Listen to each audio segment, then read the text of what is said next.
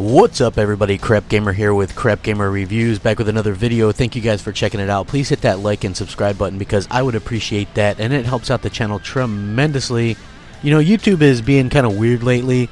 Sometimes my videos aren't showing up in feeds or whatever, and it's not just mine. Like BGST last night, there was that issue where it didn't show up in the feeds either.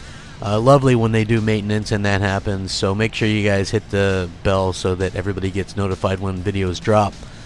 Just because, you know, a lot of work goes into these things, into podcasts and stuff, and it's unfortunate when people don't get notified. I had people messaging me that they didn't even know we did BGST yesterday. So, you know, I did a video about Microsoft and their E3 and how they were going to potentially bring out some of the big guns, and one of those big guns was the Rise of the Tomb Raider sequel that we know is being worked on. But now it looks like, and again, this is just a rumor as well, because I had heard that maybe this game would be at Microsoft's E3 and once again be a timed exclusive, and I will link this in the description so you guys can check it out.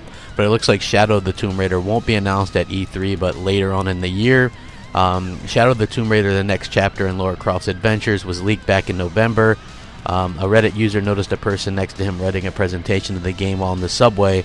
The interesting tidbit is that this happened in Montreal, suggesting that Eidos Montreal is developing the game rather than Crystal Dynamics, which is based in San Francisco. This was confirmed in January when Square Enix announced that Crystal Dynamics would be working next on a Marvel project focused on the Avengers. Eidos Montreal will also lend help, but the studio has over 350 employees and can certainly handle developing Shadow of the Tomb Raider in the meantime. While one could have guessed that the game would be revealed at E3 2017, official Tomb Raider fan site Turning Point shared information from franchise senior community manager Megan Marie that this won't be the case. This will be a quiet E3 for Lara, but we're looking forward to catching up on her new adventure later this year. Of course, it's easy to speculate that Shadow of the Tomb Raider could be announced at Gamescom 2017 instead. So that would be interesting if that happened. This would be, in my opinion, a major blow to Microsoft, because to me, and you're just looking at the games that are potential to release this year or in the near future, and you're like, what's Microsoft going to show at stage? And if they're absolutely saying there's no new Tomb Raider on Microsoft stage this E3, then what are they going to show? I mean, we know they're going to show Forza, they're going to show Sea of Thieves, they're going to show Crackdown 3, State of Decay 2.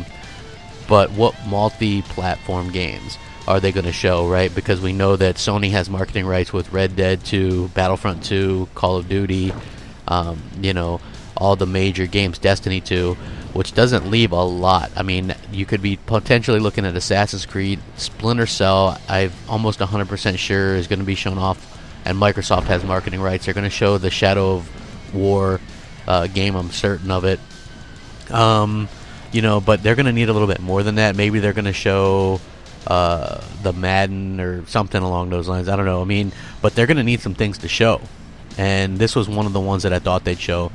There's hoping that, you know, there's obviously rumors of a new Batman Arkham game being developed by WB Montreal. So there's rumors that that might have switched and is going to be shown by Microsoft, just due to the fact that Sony already has so many marketing deals with all these other teams. But in my opinion, without this would have been a major thing for Microsoft. Like, those Tomb Raider games are amazing. It fills a huge need in the Microsoft portfolio. Even if it's a straight up multi-plat right at launch, it still is a game that would have been nice to show off and be associated with Xbox once again, and kind of a shame that it isn't. But what do you guys think? I mean, do you guys think this is a major blow? I actually think that it's a bit of a bummer, and I think that it's one of those situations that you know, could hamper the showcase of the Scorpio. You know, if you don't have some of these third-party games to show off, I mean, what are you going to show?